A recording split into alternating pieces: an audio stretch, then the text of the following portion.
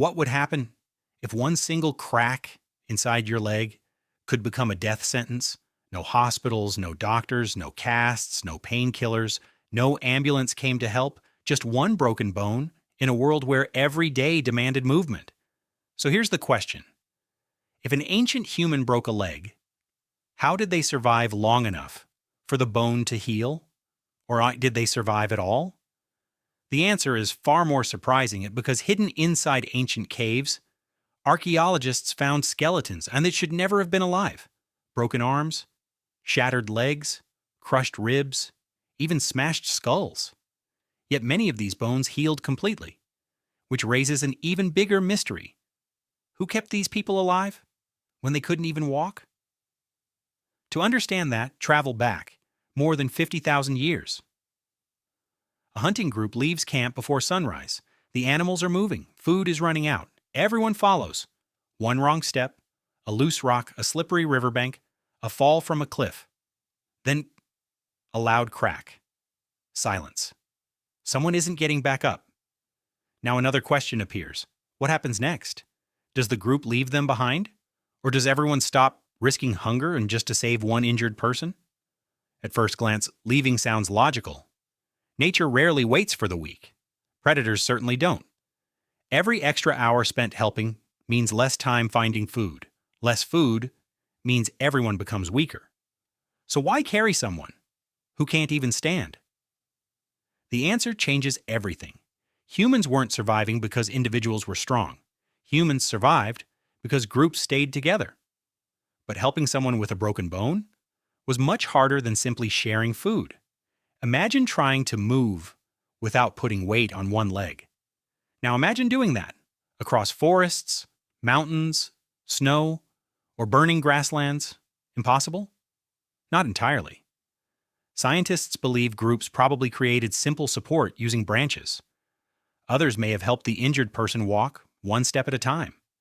Sometimes they may have built dragging sleds from animal hides and wooden poles. Slow, difficult, exhausting. But it is possible. Still, moving them home solved only one problem. A much bigger one remained. How does a person eat when they can't hunt? Someone had to gather extra food. Someone had to bring water. Someone had to protect them while predators wandered nearby. That means the injured person became completely dependent on everyone else. Why would anyone accept such a burden? Because the injured weren't useless. Not every contribution required strong legs. An experienced hunter could still teach younger hunters. A skilled toolmaker could shape stone while sitting. An elder could repair clothing, prepare animal skins, tell stories, or pass on survival knowledge gathered over decades. Knowledge could keep an entire family alive. Sometimes, saving one injured person meant saving future generations.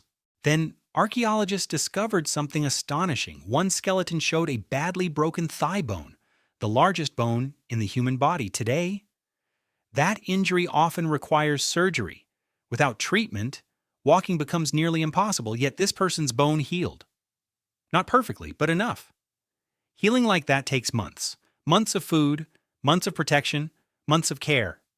Someone stayed beside them for a very long time. But broken bones carried another invisible danger. Not the break itself, infection. A small cut near the exposed bone could become deadly without antibiotics. How did ancient humans stop infection?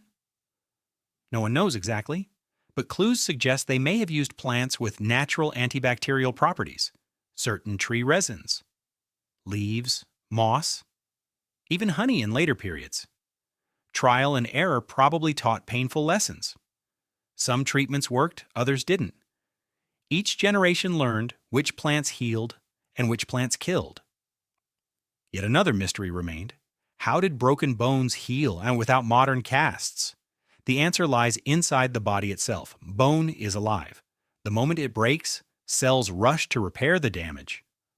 A soft bridge forms first, then harder material slowly replaces it. Eventually, the new bone grows stronger. The real challenge wasn't healing, it was surviving long enough for healing to finish. That depended entirely on other humans. And the evidence keeps growing. Scientists have discovered skeleton after skeleton, showing healed fractures, broken wrists, broken arms, broken feet, even crushed vertebrae. These weren't rare accidents. They were survivors. Each healed bone tells the same silent story. Someone cared, someone waited, someone shared precious food, someone chose compassion over convenience. Then another fascinating question appears. Did broken bones actually make humans stronger? Not physically, socially. Every injury forced groups to cooperate, to plan ahead, to share resources, to trust each other. Perhaps caring for the injured helped build deep social bonds that later allowed humans to create villages, cities, and civilizations. A broken bone may have strengthened an entire community. And there's one discovery that still amazes researchers today. Some ancient humans survived injuries so severe that modern experts believe they would have needed constant assistance. Blind individuals, people missing limbs, those with severe disabilities. Yet they lived for years afterward. That could only happen if others helped every single day. Think about that. Compassion didn't begin with civilization. It existed long before farming, before writing, before kingdoms, before history itself. Deep inside prehistoric caves, hidden beneath layers of earth, the bones reveal something extraordinary. The strongest ancient human wasn't always the fastest hunter or the biggest warrior. Sometimes in the strongest community, was simply the one that refused to leave someone behind. Because in the Stone Age, a broken bone wasn't only testing the injured person, it was testing everyone around them. And perhaps that is the moment humanity truly began.